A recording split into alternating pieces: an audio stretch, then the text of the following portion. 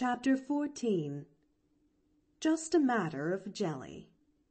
Pollyanna was a little late for supper on the night of the accident to John Pendleton, but as it happened, she escaped without reproof.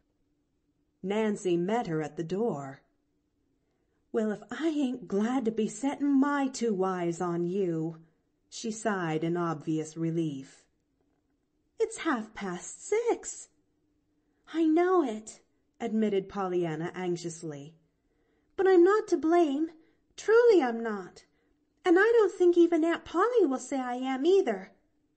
"She won't have the chance," retorted Nancy with huge satisfaction. "She's gone." "Gone?" gasped Pollyanna. "You don't mean that I've driven her away?" Through Pollyanna's mind at the moment trooped remorseful memories of the morning with its unwanted boy, cat, and dog, and its unwelcome, glad, and forbidden father that would spring to her forgetful little tongue. "Oh, I didn't drive her away." "Not much you did," scoffed Nancy. "Her cousin died suddenly down to Boston, and she had to go. She had one of them yeller telegram letters after you went away this afternoon, and she won't be back for 3 days. Now I guess we're glad all right. We'll be keeping house together. Just you and me, all that time. We will, we will." Pollyanna looked shocked. "Glad? Oh, Nancy, when it's a funeral?"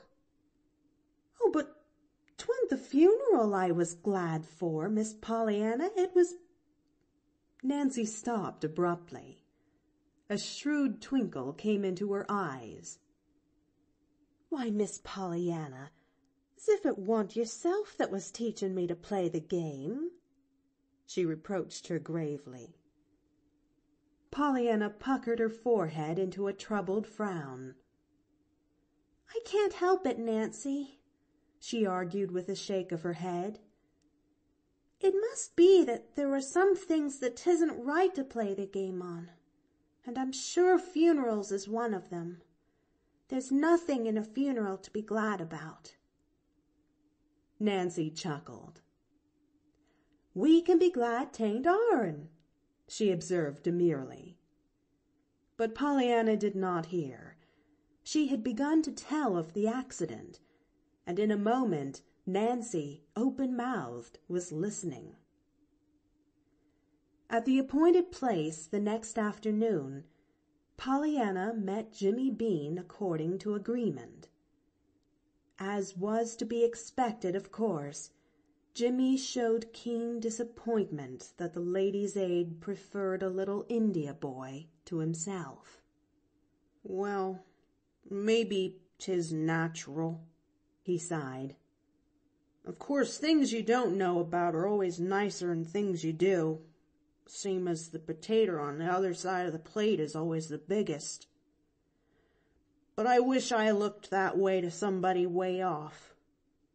Wouldn't it be just great now, if only somebody over in India wanted me?" Pollyanna clapped her hands. "Why, of course! That's the very thing, Jimmy! I'll write to my Ladies' Aiders about you. They aren't over in India, they're only out west, but that's awful far away just the same. I reckon you'd think so if you'd come all the way here as I did." Jimmy's face brightened. "Do you think they would truly take me?" he asked. "Of course they would. Don't they take little boys in India to bring up? Well, they can just play you are the little India boy this time. I reckon you're far enough away to make a report all right. You wait. I'll write 'em. I'll write Mrs. White. No, I'll write Mrs. Jones. Mrs. White has got the most money, but Mrs. Jones gives the most, which is kind of funny, isn't it, when you think of it? But I reckon some of the Aiders will take you." "All right, but don't forget to say I'll work for my board and keep," put in Jimmy. "I ain't no beggar, And business is business, even with ladies' aiders, I'm thinking." He hesitated, then added, "And I suppose I better stay where I be for a spell yet, till you hear." "Of course," nodded Pollyanna emphatically. "Then I'll know just where to find you. And they'll take you. I'm sure you're far enough away for that. Didn't Aunt Polly take... Say!" She broke off suddenly. "Do you suppose I was Aunt Polly's little girl from India?" "Well, if you ain't the queerest kid," grinned Jimmy as he turned away. It was about a week after the accident in Pendleton Woods that Pollyanna said to her aunt one morning, "Aunt Polly, please, would you mind very much if I took Mrs. Snow's calf's foot jelly this week to someone else?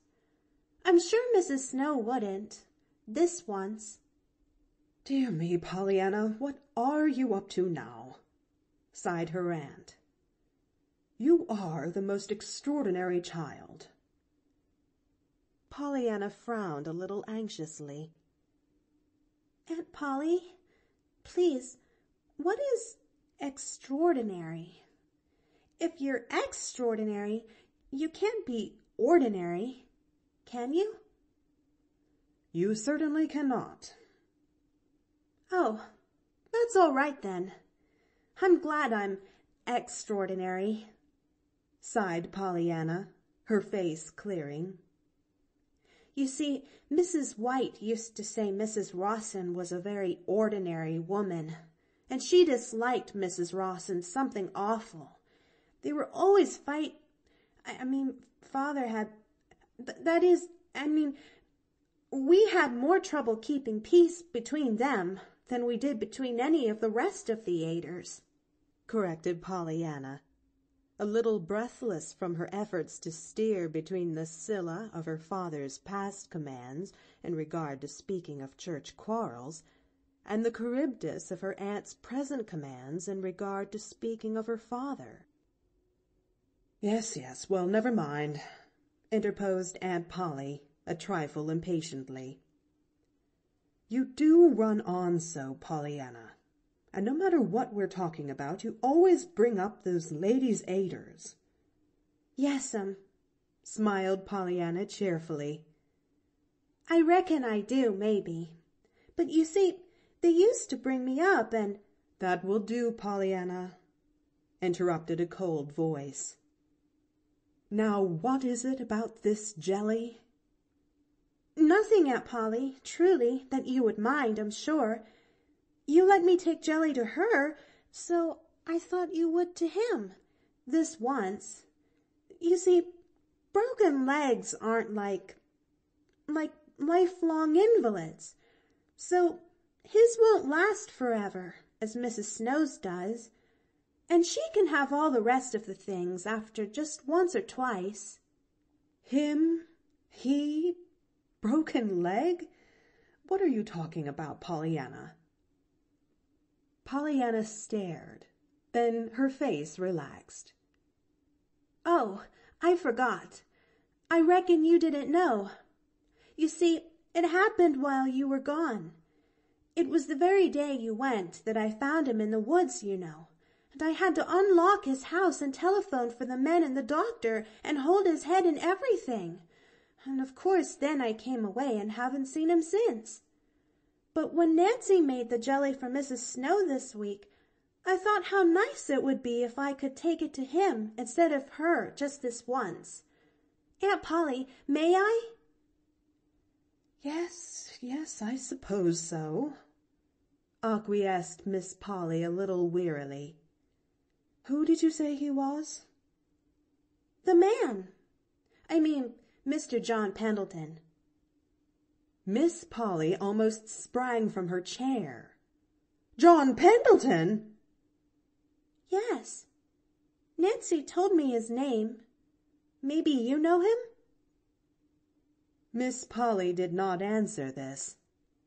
Instead, she asked, "Do you know him?" Pollyanna nodded. Oh, yes. He always speaks and smiles, now. He's only cross outside, you know. I'll go and get the jelly. Nancy had it most fixed when I came in," finished Pollyanna, already halfway across the room. "Pollyanna, wait!" Miss Polly's voice was suddenly very stern. "I've changed my mind. I would prefer that Mrs. Snow had that jelly today, as usual. That is all. You may go now." Pollyanna's face fell. "Oh, but Aunt Polly, hers will last. She can always be sick and have things, you know. But his is just a broken leg, and legs don't last. I mean broken ones. He's had it a whole week now." "Yes, I remember. I heard Mr. John Pendleton had met with an accident," said Miss Polly a little stiffly. "But I do not care to be sending jelly to John Pendleton, Pollyanna." "I know he is cross outside," admitted Pollyanna sadly. "So I suppose you don't like him. But I wouldn't say 'twas you said it. I'd say 'twas me. I like him. I'd be glad to send him jelly." Miss Polly began to shake her head again. Then suddenly she stopped and asked in a curiously quiet voice, "Does he know who you are, Pollyanna?" The little girl sighed. "I reckon not. I told him my name once, but he never calls me it. Never." "Does he know where you live?" "Oh, no, I never told him that." "Then he doesn't know you're my niece?" "I don't think so." For a moment there was silence. Miss Polly was looking at Pollyanna with eyes that did not seem to see her at all. The little girl, shifting impatiently from one small foot to the other, sighed audibly. Then Miss Polly roused herself with a start. "Very well, Pollyanna," she said at last, still in that queer voice, so unlike her own. "You may take the jelly to Mr. Pendleton as your own gift. But understand, I do not send it. Be very sure that he does not think I do." "Yes'm. No, thank you, Aunt Polly," exulted Pollyanna as she flew through the door. End of Chapter 14.